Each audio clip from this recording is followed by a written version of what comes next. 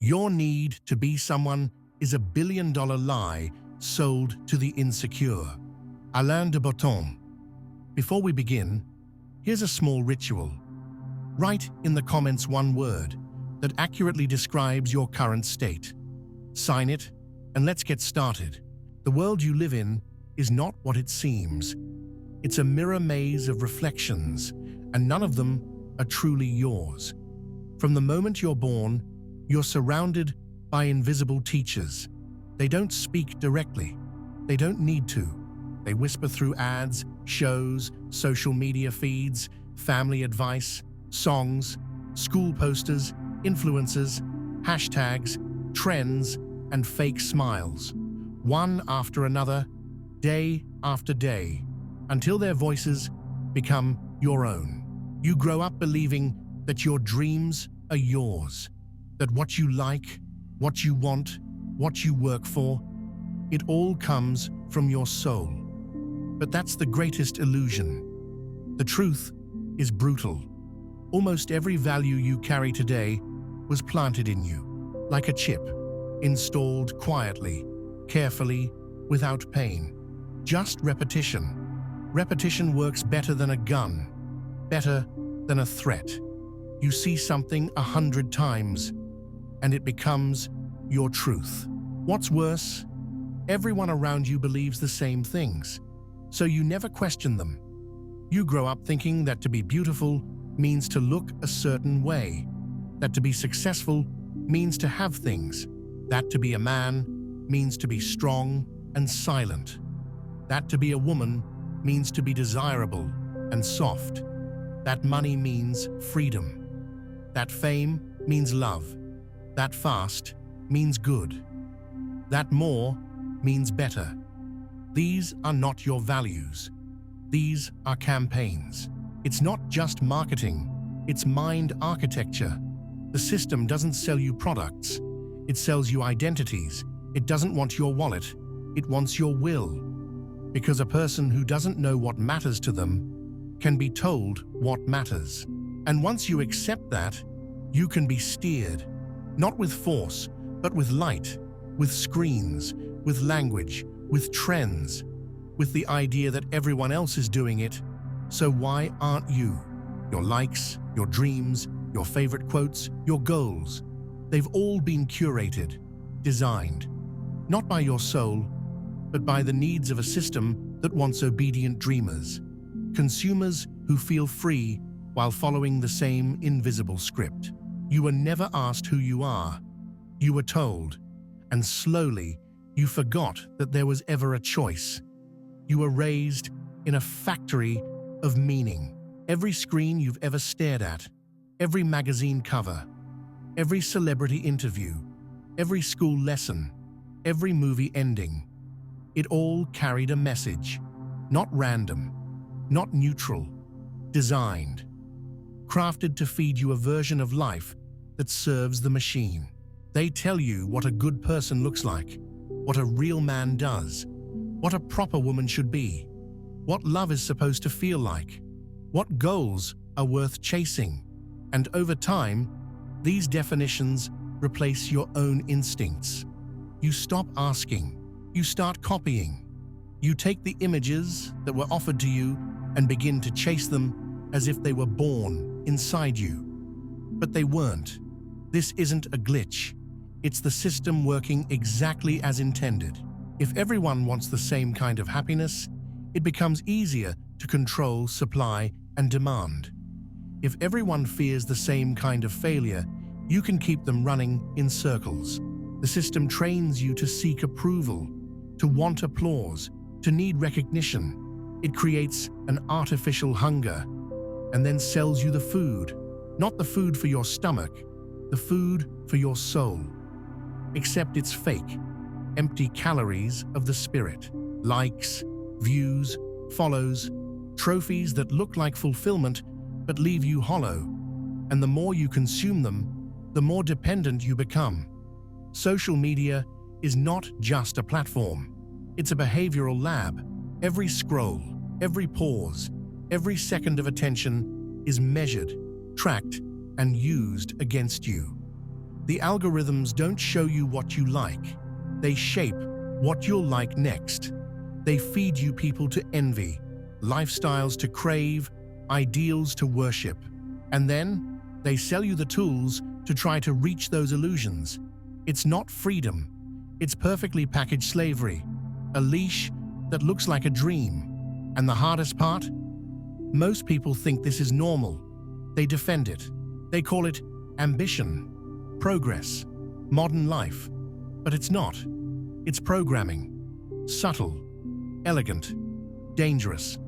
A culture designed to raise generations who chase goals they never questioned, live lives they never chose, and call it success. This is not inspiration. This is engineering, and you're inside it every day, unless you wake up. The system doesn't just influence your choices. It rewires your sense of identity. It teaches you that who you are is never enough, that you must become something else. More polished, more productive, more attractive, more impressive. And so, you create versions of yourself that aren't real. You craft an image that matches the world's expectations. You become your own brand, always optimizing, always editing, always performing. But behind all that effort, there's a growing silence. The absence of your real self, the one that's been buried under layers of adaptation. As you keep chasing those synthetic ideals, you begin to disconnect from your core. You don't know what brings you peace, only what brings you attention. You don't know what truly matters, only what gets rewarded. Every decision starts to revolve around perception. Will they like it? Will it get noticed? Will it make me look like I'm winning? Slowly, you stop living. You start curating. Your life becomes a highlight reel, designed not for meaning, but for optics. And even when you achieve the goal, it feels empty, because the goal was never yours to begin with. You see this everywhere. People buy things they can't afford to impress people they don't even know. They pursue careers that look good on paper but destroy them inside. They enter relationships that fit the image, but not their heart. And they do it over and over, trapped in a loop of illusion. All because the system taught them that worth comes from outside. That validation is value. That being seen is the same as being known. But it's not. It never was. The most dangerous part of this lie is how invisible it becomes. You don't notice it happening. You think you're choosing. You think you're free. But real freedom starts when you stop moving in the direction you were pushed and begin asking why you were going there in the first place. Until then, you're not living your life. You're living a simulation, one designed to keep you busy, distracted, obedient, and convinced that all of it is your idea. You live in a prison made of light, not bars, not chains, just screens, images, and words that feel harmless, even beautiful. That's the trick. The cage is designed to look like freedom. You're not told what to think directly. You're shown it, fed it, surrounded by it, until it becomes the only thing that makes sense. The system has mastered the art of invisibility. It doesn't force, it suggests. It doesn't push, it invites. But every suggestion, every soft whisper, carries a weight, a direction, a design. Platforms like Instagram, TikTok, and YouTube are not entertainment. They're pipelines of influence. They don't just reflect culture, they manufacture it. They amplify what benefits the system: speed, consumption, appearance, comparison. These platforms aren't interested in your peace, your clarity, your truth. They're built to keep you hooked. The longer you stay, the more you scroll, the more data they gather, the more ads you see, the more predictable you become. And with predictability comes control. Your attention becomes a currency, and your values become products bought and sold behind the scenes. Think about how subtle the programming is. Love is packaged as romance with a specific look.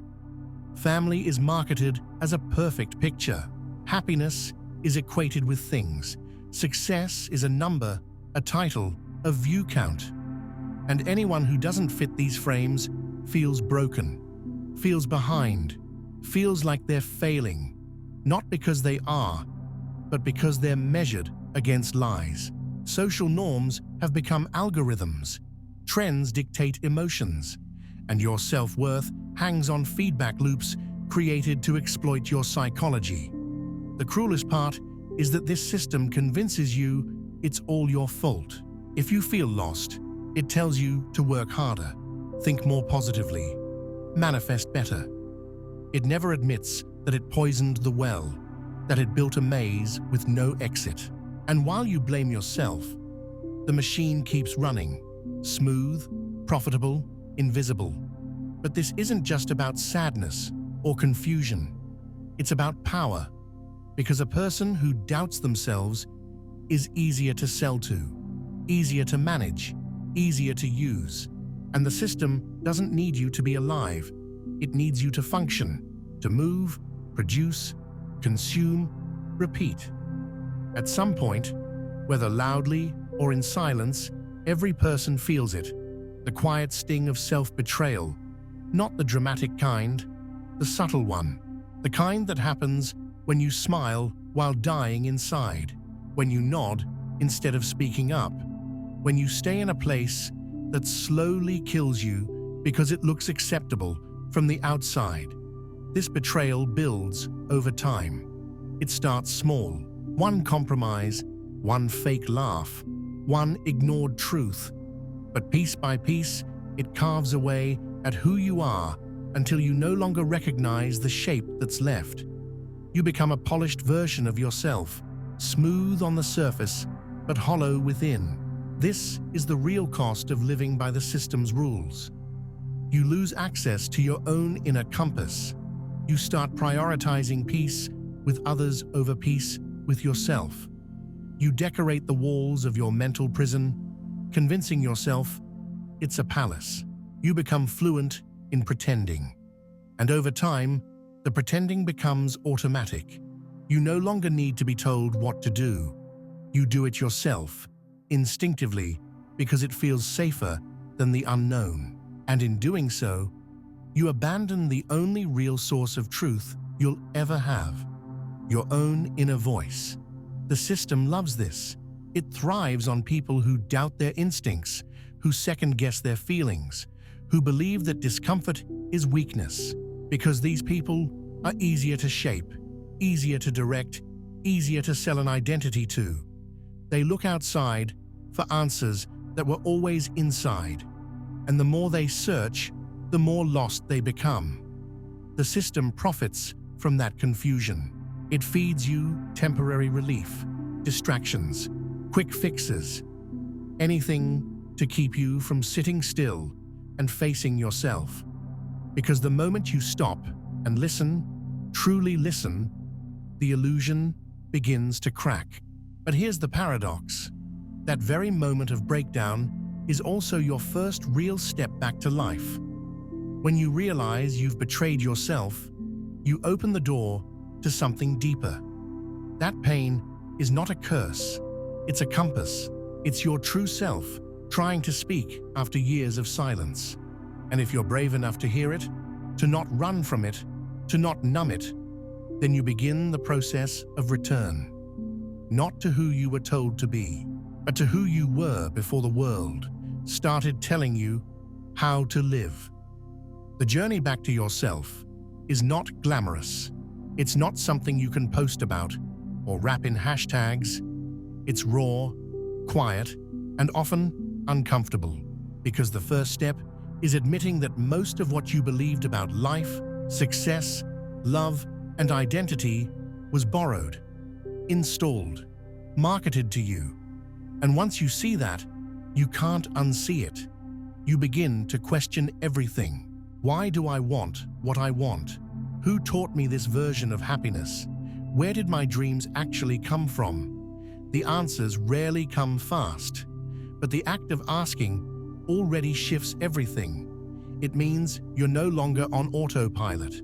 To find your real values, you must first create distance from the noise. Not forever, just long enough to hear something deeper. Take space from constant input. Turn off the voices that tell you who to be. For the first time in years, stop scrolling, stop comparing, stop chasing. Sit in the stillness, in the discomfort, in the weird silence that arises when the performance ends. That's where the truth starts to breathe. In that space, you begin to sense what you've been ignoring, what matters to you when no one's watching, when no one's clapping, when there's no image to maintain. Start simple. Write down what makes you feel alive, not what looks good. List the moments when you felt most at peace, most true, most you. Pay attention to the small things. What kind of conversations light you up? What kind of people drain you? What activities make time disappear? These are not random. These are clues. Your body knows before your mind does. When something is real for you, your chest opens, your breath deepens, your energy expands. When something is fake, your body tightens, your energy shrinks. Learn to trust that. The body never lies. Let go of the obsession with being impressive. It's a trap designed to keep you performing. Instead, ask what feels real. What makes you grounded? What fills you, even in silence? This is the foundation of authentic value, and it has nothing to do with numbers, trends, or aesthetics. Real values aren't loud. They don't scream for attention. They live quietly inside your actions, your choices, your boundaries. You recognize them by how they feel in your bones, not how they look in photos. Here are a few practical tools to help you reclaim what's yours. First, daily silence. No screens, no input, just you and your breath. 10 minutes a day. Let your thoughts settle like dust in still water. Second, emotional journaling. Each night, write what triggered you, what made you angry, jealous, inspired, sad. These emotions are messengers. They show you what matters. Third, the not mine list. Whenever you catch yourself chasing something, stop and ask, who told me this matters? Did I choose this, or did I inherit it? If it doesn't feel like home, let it go. Fourth, create a real joy list. 3 small things that bring you genuine, private joy. Do one of them every day, no matter how trivial it seems. Fifth, practice radical honesty. Say what you mean. Don't say what you don't mean. Let people misunderstand you. Let them get uncomfortable. This is how your real voice returns, not by pleasing, but by existing fully. And finally, stop trying to become someone. Just be. The system wants you in a constant state of becoming, always improving, always fixing, always lacking. But you're not a project, you're a person. And being yourself is not a goal, it's a return to the things you loved before you were told what to love, to the feelings you buried because they didn't fit the mold, to the dreams you forgot because they weren't profitable.